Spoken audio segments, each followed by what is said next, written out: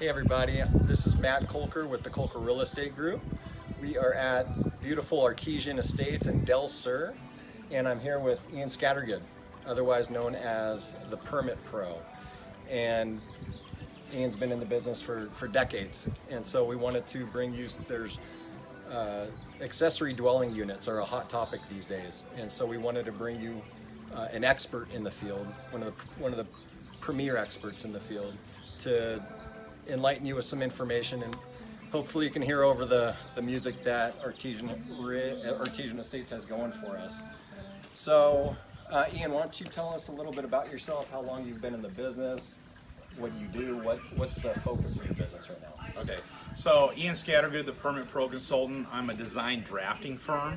I do consultations, feasibility studies, records, research. I found a niche in 1991 when I joined CREA, the California Real Estate Home Inspectors, and I've actually drawn over 600 non-permitted structures, and the biggest culprits are garage conversions to living space, patio covers, enclosures to living space. If I have a steep attic, they kind of take the attic and make it into living space. But what I'm trying to do is shift from after the fact or as-built permits to the new accessory dwelling units, what we're doing this video shoot today. So accessory dwelling unit is technically a second rentable living unit. So we'll answer some more questions as we go. Okay, so you've answered my next question. What exactly is an accessory dwelling unit? And is there only one type, or how many types of ADUs are there? So basically, when the Senate Bill 1069 came out in January 1 of 2017, ordinances at any building jurisdiction might have referred to them as accessory apartments, granny flats, guest living quarters, and things of that nature. Now it's basically being changed to an ADU. It's accessory dwelling unit. So you have your primary behind you, and we're getting over here to this beautiful new accessory dwelling unit that's part of this sale. Right. So we can have them on attached to the home, we can have them detached, they can have a walkout basement, and the general rules are 150 square foot minimum with at least a 3/4 bath and a kitchenette, so you have room to clean and bathe, and it could go to a maximum of 1,200 square foot. Each jurisdiction can be more or less restrictive than the state law. And here in San Diego, we have 19 building departments in Tijuana, Temecula. We already have 13 that have revised their ordinance for this law. Some have restrictions to a maximum of 640 in El Cajon, Coronado's 800. So we basically have a lot of different rules, but it's going to bring areas for people to get return on their investment and help maybe the first-time buyer buy a little bit upscale and rent something out to help pay his mortgage and get him into that home. Got it. Okay, and I think you might have touched on it already, but what is the significance of the ADUs? Why should people care about them essentially, and the new laws that have? Well, the people that say not in my backyard don't really have any say anymore. I mean, this is a state law, and we got some bugs to work out.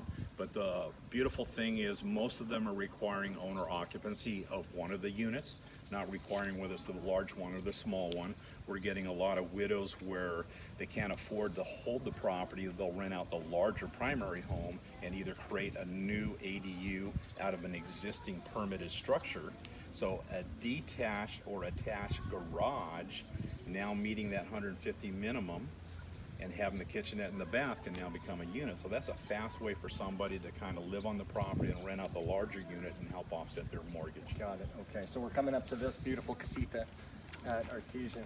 And what are some of the most significant changes to the ADU laws that have come out? Well, they've got a little bit of a cleanup bill where state law said the building departments had 120 days to approve these things. We were the first ones last April to get one in Palm Springs, and Palm Springs didn't even know about the ordinance. So when we turned it in, we said, here's the law. We kind of sent them the link to the 38 pages, and they were kind of denying us. And at 102 days, they were still saying no. And we said, well, get your city attorney involved, because you need to really pay attention to this. And what they're going to do now with this cleanup bill is make it ministerial and not like a variance like most of the times prior to this law. You had to pay like $6,000 to $10,000 to get a variance and have a public hearing or a staff decision. Now it's ministerial, means it's like a standard application. and they're going to reduce it down to 60 days. So that's huge. Okay. Now for investors, City of San Diego is not requiring owner occupancy. So now I can buy a property, create a second unit, or maybe you're buying something like we have one right now that is a code violation, a detached garage at a 0-foot side yard property line. And because the garage itself was legally permitted, the state law says where it sits, I can make it into a unit.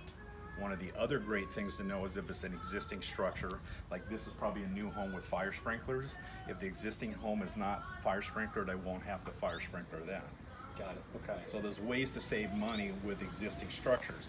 If we build a brand new unit, whatever that underlying zone is for the rear yard setback, side yard setback, I do have to follow those. And as it's a new building, I will have to fire sprinkler, but not fire sprinkler the primary home. Got it. And I know you have examples, illustrations that wouldn't really translate very well. You couldn't see them over here, so we'll go ahead and try to embed them in the video when that comes out. Yeah, or maybe make a link to them and we can do it that way. Okay, cool.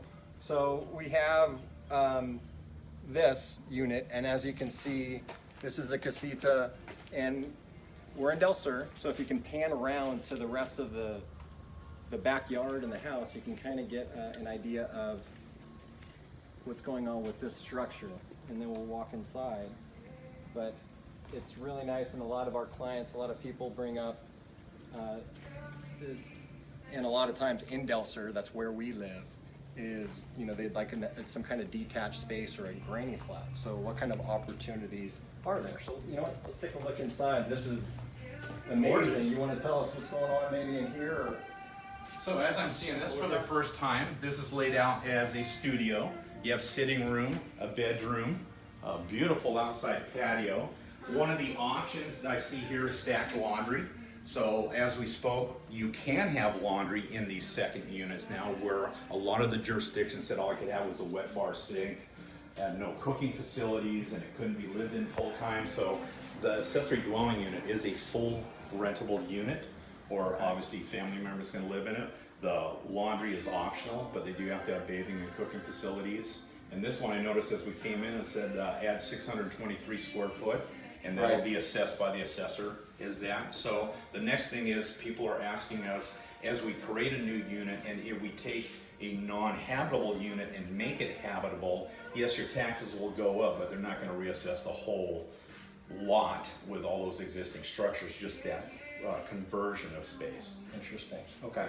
So living in Del Sur, we're here in Del Sur, and speaking, I guess, specifically to Del Sur, could you help our audience understand what kind of impact the ADU, the new laws might have in this area, this jurisdiction? Okay.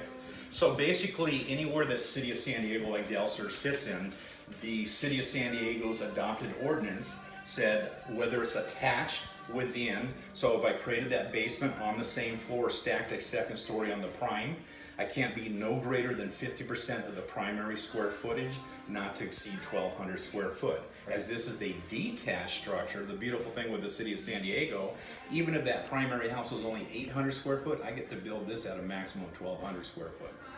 That's huge. Interesting. That's huge. Okay.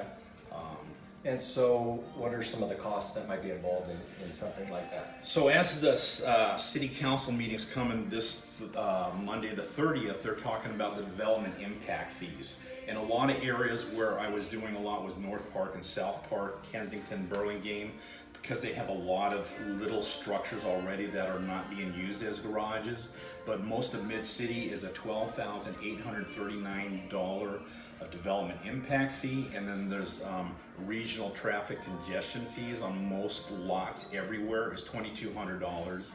Then you pay your plan check fees, probably about less than $3,000, whatever your draftsman or architect for designing it, drawing it, taking it back and forth to the building department. So, you know, if they can cut down those fees, which they're talking about, we're going to have more. We have about 50 people that are waiting for the fees to drop before they move forward. So now I'm moving to Peninsula, Point Loma, Claremont. Not that I want to do a lot of work in Pacific Beach, I can't even park there. Those are the areas where they're less than $4,000 for the development impact fees. And Linda Vista's like it just raised from $1,900 to $2,200. Okay. But so if they move the fees, then it's going to open up more territory. And is that expected that they reduce fees? That's what they're really talking about right now. Okay. So how would someone know if they're ready or if it an ADU makes sense for them? So one of the things that we do is we allow like investors or homeowners, they can call us up, they can give us the address, and we can tell them quickly over the phone, yes, this, looks like you have room, Okay. And things of that nature. So, we start with a phone call. If you call my number, my answering people say, give us the address. It's the address where you want to build the ADU, not where you live or take your mail. Okay. And then I like to Google Earth and look at the property before I even call you back. So Got it it. saves me a whole lot of time. Gosh, I bet. So- And there's so much going on with ADUs, and there's so much information, and we just covered kind of a sliver of it, and hopefully it was helpful and it kind of spurred some maybe some questions. So for those people that are listening or will watch the video and their interest is piqued, what's the best way to look into it, to get in contact with you and the process from there? Okay, so my office phone number is 619-579-0088. My staff is good at letting you know what my email address is. I do want the address so I can at least Google the property before I call you back. If it's a current MLS listing or a fix and flip, I do a lot of consultations for where they've converted space into an ADU and didn't really do it correctly. So I can kind of get through a lot of the hassle just over the phone and make it time saving for both of us. Awesome. So Ian, thank you very much for your time. Thank you, Matt. It was great, and hope you guys enjoyed the video. Feel free to call Ian Scattergood, the Permit Pro, for all your questions, and we'll see you later. Thanks.